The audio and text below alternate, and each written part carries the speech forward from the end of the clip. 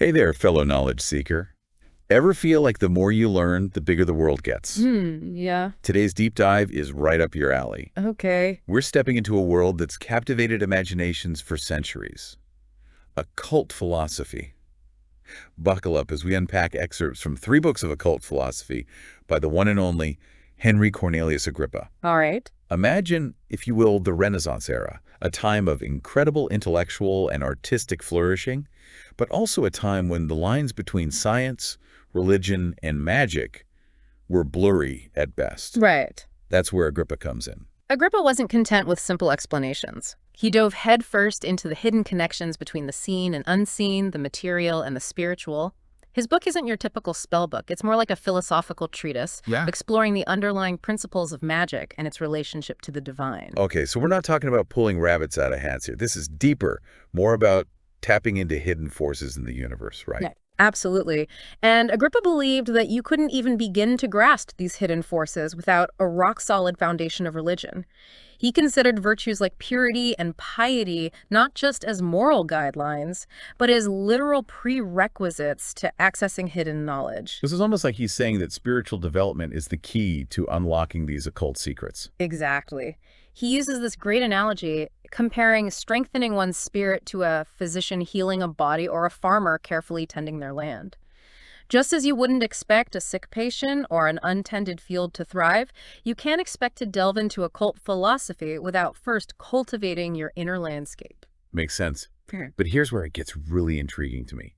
Agrippa was really adamant about keeping this knowledge under wraps.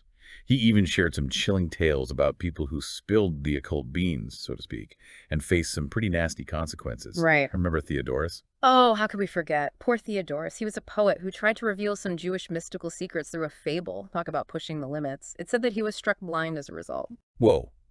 You'd think after that people would learn to keep their mouths shut. Yeah. But seriously, why all the secrecy? What was Agrippa so afraid of? Well, I think it reflects a broader mindset of the Renaissance. Back then, knowledge, especially knowledge about the spiritual realm, was viewed as incredibly potent, almost like a volatile substance that could be misused. Okay.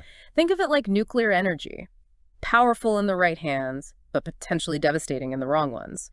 They believed that revealing these secrets to the unworthy could upset the cosmic balance, even unleash chaos. So it's all about protecting the knowledge and, by extension, protecting humanity from itself. I could dig it, but that begs the question. Hmm. Who did Agrippa consider worthy of wielding this potent knowledge? Who is he writing this stuff for? That's where his concept of the true magician comes in. And he's very clear that this isn't just about knowing the right spells or rituals. It's about embodying a certain kind of spiritual integrity. He actually goes so far as to describe specific physical traits that he believed were important for aspiring magicians. Wait, hold up. Physical traits, like being tall, dark, and handsome. What does that have to do with anything? Well, not quite. He was talking about being perfect in his members. It sounds strange to us, but this reflects the deep connection between the physical body and the spiritual self that was so central to Renaissance thought. So it's like being a magician wasn't just about what you knew, but who you were. Your whole being had to be aligned. Yeah. Absolutely. Agrippa believed that a true magician needed to cultivate both their natural talents and dedicate themselves to rigorous study. It was a path of both innate ability and hard-won wisdom. So we've established that occult knowledge is powerful and potentially dangerous, and that it requires a certain level of spiritual fitness to even approach. But where do we even start? I mean, Agrippa was big on separating true religious practice from mere superstition, wasn't he? He was. And this distinction was hugely important to him. He even called out examples from both Christian and classical sources, showing how this was a concern across different cultures and belief systems. Agrippa wanted to make it crystal clear that he wasn't dabbling in something superficial or, even worse, heretical. He grounded his exploration of magic in a deep respect for the divine. So how do we tell the difference? What did Agrippa consider true religious practice, and what set it apart from simple superstition? Well, he cites Rabbi Hamina, who stated that benefiting from creation without acknowledging God's blessing was akin to theft. Wow, I never thought of it like that.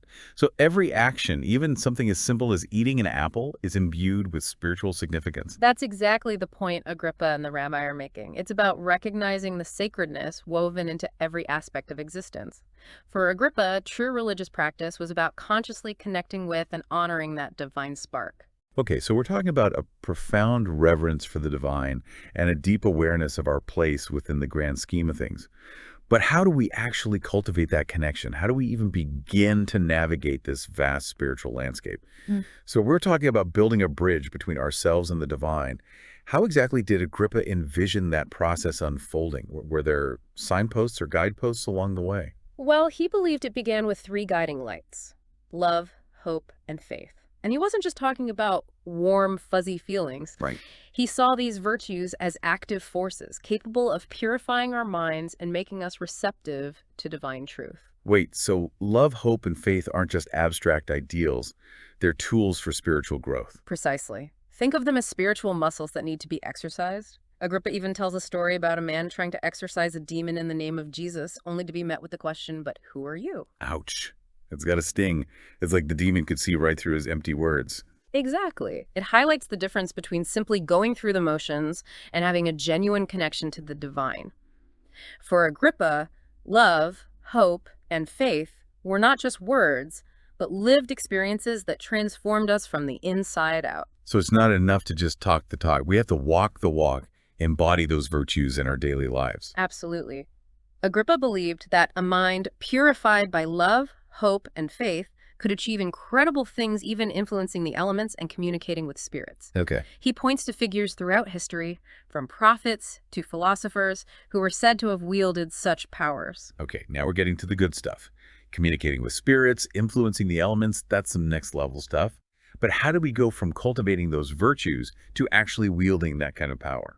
Well, Agrippa delves into some fascinating practices. For example, he discusses the power of divine names, particularly in the Hebrew tradition. He believed that these names weren't just labels, but held a vibrational resonance with the divine. It's like each name acts as a tuning fork, aligning us with a specific aspect of the divine, right? He spends a lot of time on the Shem HaMephorash, doesn't he? That list of 72 names of God derived from Exodus. I've heard those names are incredibly powerful, each one associated with specific attributes and abilities. Yes, the Shem HaMephorash was a significant element in Renaissance magic. Each name was seen as a key to unlocking a specific aspect of divine power. And it wasn't just about names either. Agrippa believed that the entire universe was structured according to a divine blueprint, a kind of cosmic code that we could tap into. So it's like the universe itself is a giant grimoire full of hidden meanings and potent symbols just waiting to be deciphered. Exactly. And Agrippa believed that by understanding these hidden structures, by learning to read the language of the cosmos, we could begin to influence the very fabric of reality. He details a complex hierarchy of spiritual beings, celestial intelligences governing the stars, earthly spirits influencing our daily lives. It's like a cosmic org chart with different levels of spiritual beings, each responsible for specific aspects of creation. You've got it. And he even connects these spiritual beings to the movements of the cosmos. For example, he talks about the 55 motions observed by ancient astrologers, each one corresponding to a specific intelligence or angel. So it's not just that the stars influence us in some vague Oh. way, but that there are actual beings orchestrating those influences. That was Agrippa's view. He saw the entire universe as interconnected, with these spiritual beings acting as intermediaries between the divine and the material world. This is blowing my mind. But Agrippa also talks about the flip side of the coin, doesn't he? The forces of darkness, the demonic entities. He does, and his descriptions are both fascinating and unsettling. He categorizes these entities based on their areas of influence, painting a vivid picture of their role in tempting humanity and leading us astray. Right. He wasn't afraid to explore the darker aspects of the spiritual realm. Okay, I'm getting chills just thinking about it. So we're not just talking about cute little imps here. These are serious forces of darkness with specific agendas. Precisely. He describes 9 demonic orders, each with its own prince and expertise. Wow. From spreading false knowledge and lies to stirring up chaos and discord, Agrippa believed these entities were actively working to undermine humanity's spiritual progress. So it's like a cosmic battle between good and evil is playing out all around us, even if we're not aware of it. But if we're surrounded by all these unseen forces, both benevolent and malevolent, how do we navigate that minefield? How do we protect ourselves from the negative influences and align ourselves with the positive ones? That's where Agrippa's concept of the threefold guardian comes in. He believed that each of us has 3 protective spirits watching over us. Wait, a spiritual entourage. Tell me more. Okay, 3 protective spirits. It's like having a spiritual security detail. Who are these guardians and how do they help us? Well, Agrippa believed we each have a holy guardian, a spirit assigned at birth, and a spirit connected to our chosen profession. Okay.